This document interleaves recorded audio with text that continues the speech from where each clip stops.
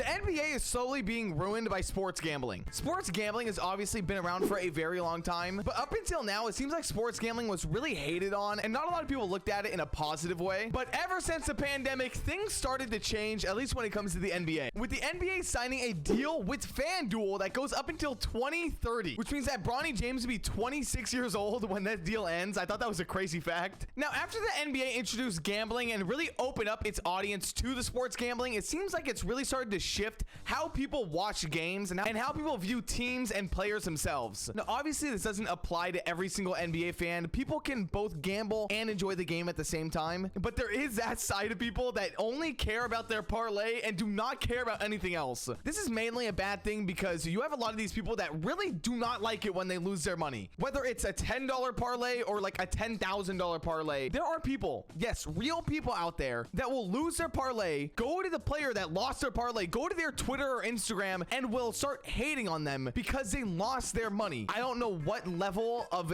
absolutely insane gambling addict you have to be to get to that, but that's just insane to me. Now, at first you might think, well, that really has nothing to do with the NBA. How is that their fault? But with them openly promoting gambling and certain gambling apps during their games and during their post games and pre games, it really pushes fans to eventually become that. It's gone to a point now where we'll be in the middle of watching a game and all of a sudden you'll hear the commentators talking about how odds have shifted and how certain players aren't playing well, so you might lose this. And it's so ridiculous. For people who just want to go and enjoy the game of basketball, they have to nonstop hear about gambling addicts on the side. It's kind of ridiculous to see. Now, sports gambling has also really affected the MVP race. I don't think we've heard MVP race conversations be brought up as much as they have been these past couple years, because at the beginning of the year, you go through and you have your odds for every player. And obviously throughout the year, the odds change whether or not the player is good or bad. And it's just gotten to the point where it feels like every day we're hearing the odds have changed for Luka Doncic. The odds have changed for Jason Tatum. And it's kind of ridiculous because it's taking away from the actual aspect of the players playing the game. I don't know if it's just me, but I feel like it's starting to become a thing for people to put their money into and see what happens. You know, it's starting to become more of a show than an actual love for the game itself. And I do want to say, I'm not totally against sports gambling myself. I think it's fine if you enjoy the game and if you're watching a team to go, you know what?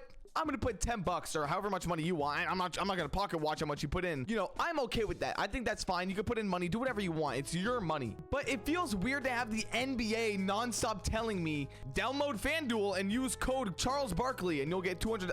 Like, I don't know. I just feel like that's odd. The other thing that's very weird to me is how when you're watching on League Pass, sometimes you will have NBA bet streams. It's so incredibly ridiculous to watch because you just have 3 or like 4 random people that are professional sports gamblers, by the way, sitting on the side of your screen talking about the game, who missed a shot, who's going over, who's going under. It is the most goofy stream I've ever seen in my life. You need many levels of help if you're watching the NBA bet stream instead of the actual game. Because let me just get this really clear. There is no such thing as a professional sports bettor. You cannot be a professional at something that is 100% odds and luck. You could try playing the numbers. It doesn't exist. Yesterday, you took over on Giannis because he's projected to get 38 points. He put out like 9 points. Like there's no professionalism to this. There's no sorts of skill. A good example for how hard the league is pushing this whole gambling thing is with what they did with NBA Crunch Time. Now, I just made a video talking about Crunch Time and how much I personally enjoyed it, and I hope it comes back. But there were these really awkward segments in between games where you'd have this guy. I wish I could find actual video footage of it, but I cannot find it anywhere on the internet. This guy would have props that he would use while talking about certain players or teams' bets. So if he was talking about the Celtics having a good game, he'd have like a 4-leaf clover. It was the most bizarre thing ever. So before the games, during crunch time, they would put in all their bets in the show. They'd say who they're betting on, what's happening.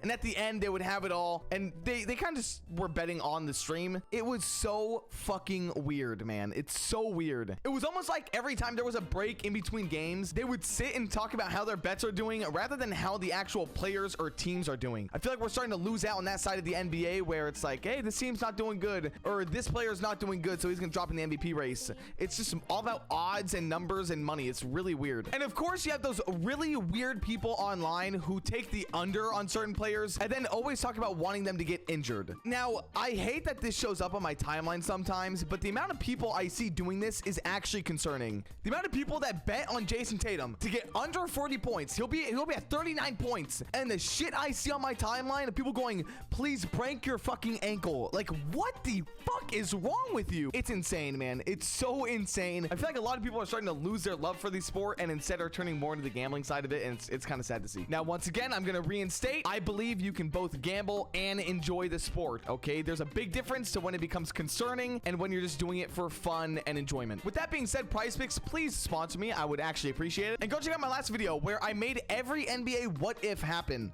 Like, yeah, I made that shit happen. Also, be sure to like and subscribe, and I'll see you guys all in the next one. Later.